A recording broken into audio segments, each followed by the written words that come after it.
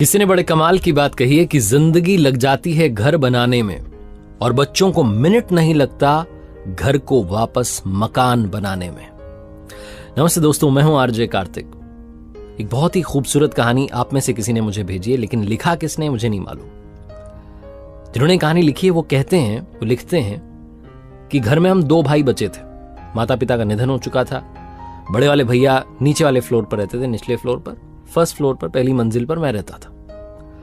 हम दोनों बचपन से साथ पले बढ़े, खेले कूदे, बहुत स्नेह था। लेकिन शादी के बाद, बच्चे पैदा होने के बाद पता नहीं कब वो दूरियां बढ़ती चली गई, मन मुटाव होता चला गया, एक दूसरे से दूर होते चले गए और ऐसा लगने लगा कि एक ही घर में दो अलग अलग परिवार रह रहे हैं, एक ही मकान में दो अलग मकान बन चुके हैं, ऐसा हमें लगता था। भैया जो थे वो दफ्तर जल्दी जाते थे, ऑफिस जल्दी वापस आते थे शाम में। मैं थोड़ा देरी से जाता था, देरी से वापस आता था, तो उनकी गाड़ी के पीछे मेरी गाड़ी लगती थी। सुबह सुबह वो जगाया करते थे कि गाड़ी अपनी हटाओ, तो मुझे गुस्सा आता था कि क्या हो रहा है, लेकिन चुपचाप हटा लेता था। कभी कभी वो अंदर से आवाज लगाते थे घर में ऊपर और कहते थे ये बच्चों को कहो कि खेले नहीं, फर्श पर कूद रहे, तो मुझे गुस्सा आता था क्या हो रहा है। छोटी छोटी जो बात थी, छोटे छोटे विवाद थे, उनको हमने तूल देना शुरू कर दिया था। वो स्नेह जो था वो खत्म होने लगा था। ऐसा लगता था कि ये मेरा भाई नहीं है। लेकिन एक दिन बड़ी कमाल की घटना हुई। कॉलोनी के लड़के आए थे चंदा मांगने के लिए। त्योहार का चंदा इकट्ठा कर रहे थे, 4-5 लड़के थे आए। उन्होंने नीचे डोरबेल बजाई, मैं समझ गया, बालकनी से देखा मैंने लड़के आए हुए। मैं सुन रहा था क्या बातें हो रही, तो नीचे भैया ने उनको चंदा दे दिया। उसके बाद वो लड़के जो थे, बाहर की तरफ से सीढ़ियां आती है फर्स्ट फ्लोर पर, वो आने लगे, ऊपर चढ़ने लगे मेरे पास चंदा मांगने के लिए। तो भैया ने आवाज देकर के कहा कि दे तो दिया चंदा, ऊपर और नीचे एक ही घर है।